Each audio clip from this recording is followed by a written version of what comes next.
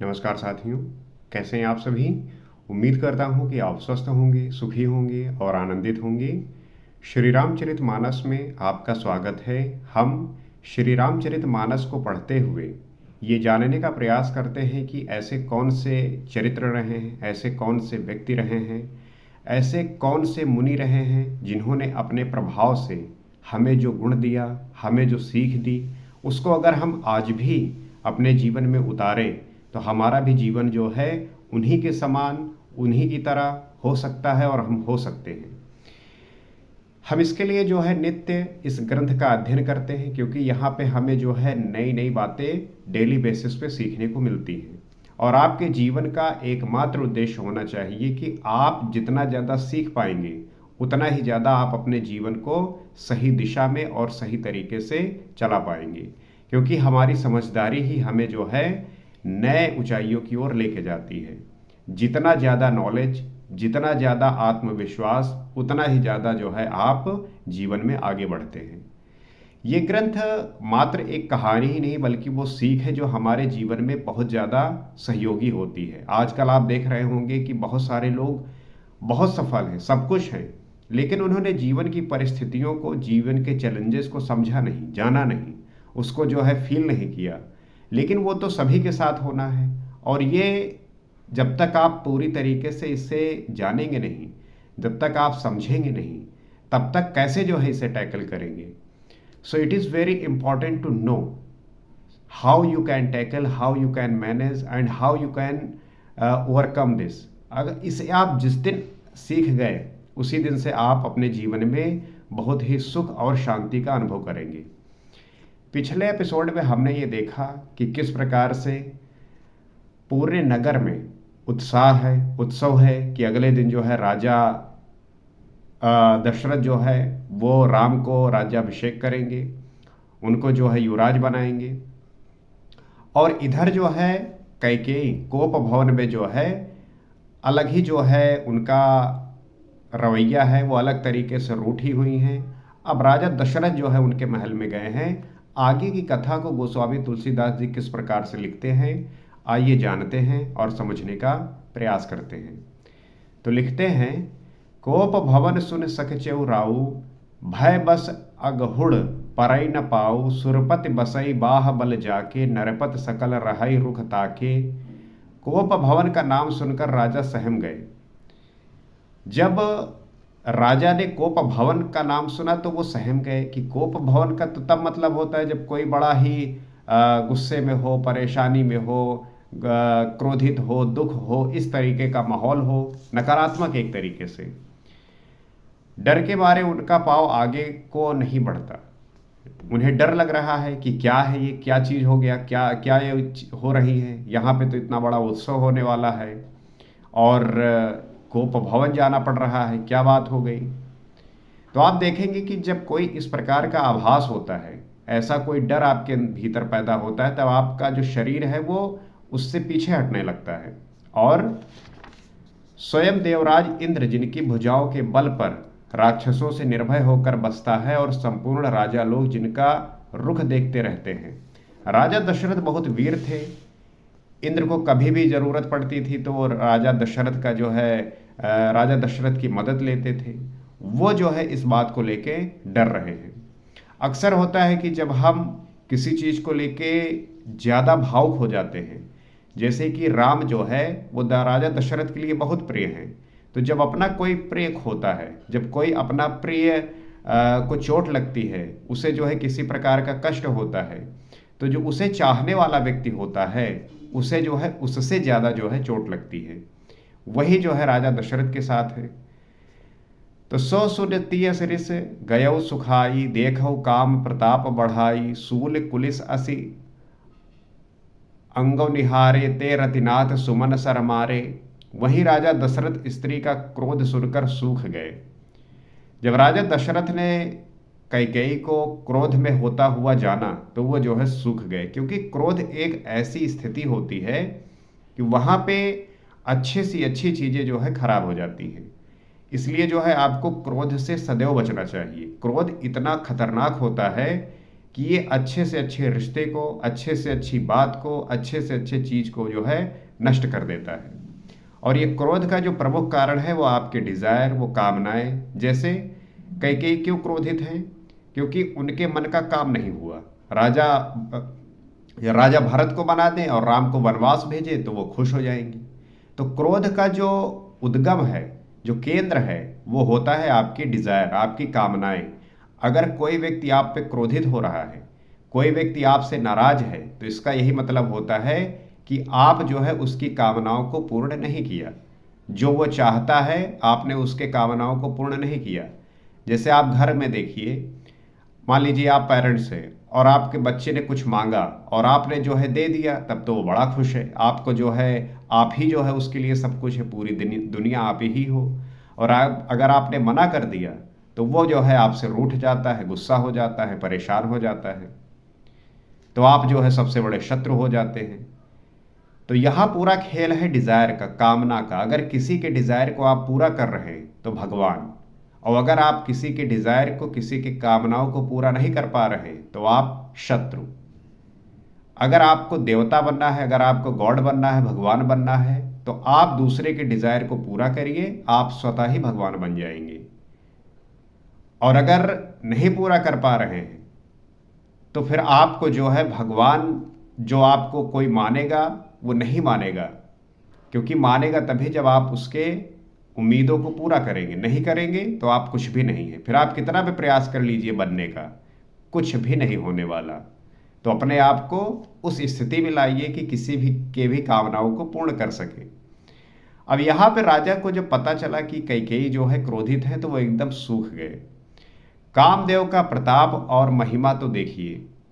जो त्रिशूल, वज्र और तलवार आदि की चोट अपने अंगों पर सहने वाले हैं, वे रतिनाथ कामदेव के पुष्प बाण से मारे गए। ये पुरुषों की सबसे बड़ी कमी होती है कि जो त्रिशूल, वज्र और तलवार इन सब की चोट को सह लेता है, वो जो है कामदेव के प्रताप से, वो काम के वश में जो है सब कुछ जो है वो अपने आप को बिल्कुल नस्ता नाबूद कर देता है, नष्ट हो जाता है उसके प्रभाव से। क्योंकि जो राजा दशरथ राक्षसों से लड़ते थे, त्रिशूल, वज्र और तलवार की चोट सहते थे, वो कैकेयी के क्रोध से जो है डर रहे हैं। रतिनाथ कामदेव के पुष्प बाण से मारे गए, मतलब कि कामदेव और रति के पुष्प बाण से मारे गए, प्रेम की वजह से मारे गए। ये जो काम वासना होती है ये बड़ी ही खतरनाक होती है। अगर इसके वश में आप हो गए तो आपको जो है इसी प्रकार से निष्क्रिय कर देती है। इसलिए जो है आपका अगर इसमें विजय प्राप्त कर लिए, तब फिर आपको जो है कोई टच नहीं कर सकता, कोई आपको छू नहीं सकता।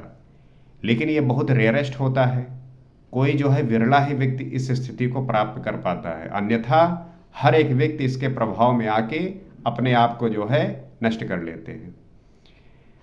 सभय नरेश प्रिया पहि गयऊ, देख दशा दुख दारुण भयऊ, भूमि शयन पट मोट पुराना, दिए डारि तन भूषण नाना।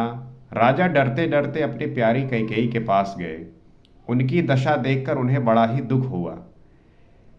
डरते डरते राजा दशरथ जो है कैकेयी के पास गए और जब उनकी दशा को देखा तो वो बड़े ही दुखी हो गए। राजा दशरथ बहुत प्रेम करते थे कैकेयी से, और किसी की भी स्त्री अगर दुखी हो, परेशान हो, तो उसका जो पति है वो स्वाभाविक सी बात है कि वो भी जो है दुखी होगा। कैकेयी जमीन पर पड़ी है, पुराना मोटा कपड़ा पहने हुए है, जमीन रानी होके जमीन में पड़ी हुई है, मोटा पुराना कपड़ा पहने हुई है, जो रानी की तरह सुंदर दिखती हो, रानी की तरह रहती हो और हमेशा जो है वैसे वेश में हो। इस प्रकार की स्थिति देखकर कोई भी डर जाएगा। शरीर के नाना आभूषण को उतार कर फेंक दिया है, जो भी गहने पहने हुए थे, आभूषण पहने हुए थे, सब जो है उतार के फेंक दिया है। कुमते ही कस को बेसता फाबी, अन अहिवात सूच जन भाबी, जाय निकट न पुकह मृदुबानी, प्राण प्रिया कही हेतु रिसानी। उस दुर्बुद्धि कैकेयी को यह कुवेशता बुरा वेश कैसी फब रही है, मानो भावी विधवापन की सूचना दे रही हो। ये जो वेश है वो इस प्रकार से शोभा दे रहा है कि जैसे आने वाले समय में वो विधवा होने जा रही है। इसीलिए आपको जो है हमेशा ऐसी स्थिति में होना चाहिए कि ऐसा ना हो कि जो आप हो वही जो है आपके भविष्य में भी हो जाए। जिस प्रकार से यहाँ पे कैकेयी ने नाटक किया, अब यही जो है उनके आने वाले समय में घटित हो सकता है कि जहाँ ना उनके शरीर में आभूषण होगा, ना ही जो है कोई अच्छी साड़ी पहनेंगी।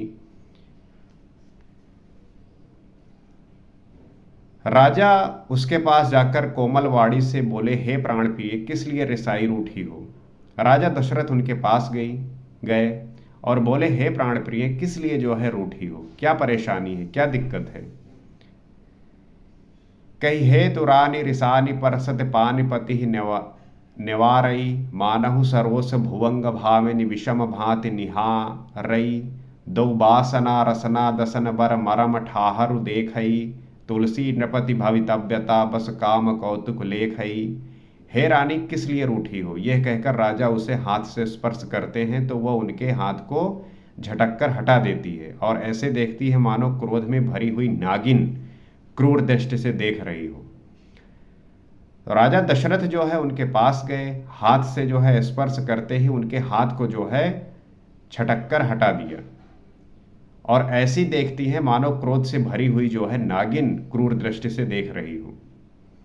अगर आपका विवाह हो चुका होगा, अगर आप जो है किसी रिश्ते में होंगे, तो आपने जो है ये अनुभव किया होगा कि जब इस प्रकार की स्थिति आती है तब आपके साथ भी ऐसा ही होता होगा।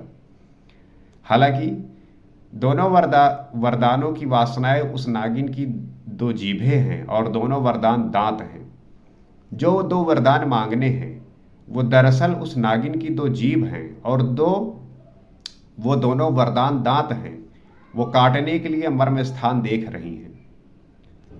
अब उसे किस प्रकार से प्रकट करें, ये जो है देखने वाली बात है। तुलसीदास जी कहते हैं कि राजा दशरथ होनहार के वश में होकर इसे इस प्रकार हाथ छटकने और नागिन की भांति देखने को कामदेव की क्रीड़ा ही समझ रहे हैं। रिश्ते में ये चीज़ें होती रहती हैं। किसी बात पर क्रोधित हुआ आपका पार्टनर तो इस प्रकार का बिहेव करता है, साधारण है।